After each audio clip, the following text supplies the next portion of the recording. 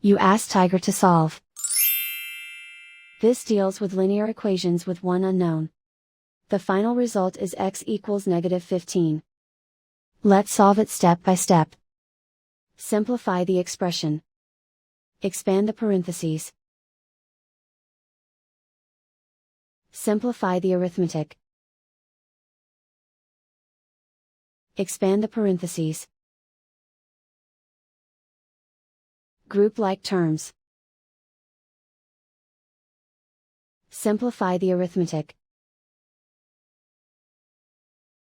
Group all constants on the right side of the equation. Subtract 30 from both sides.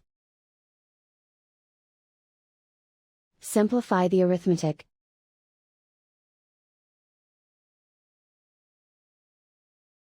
Isolate the x. Divide both sides by 2. Simplify the fraction. Find the greatest common factor of the numerator and denominator. Factor out and cancel the greatest common factor. And so the final result is x equals -15.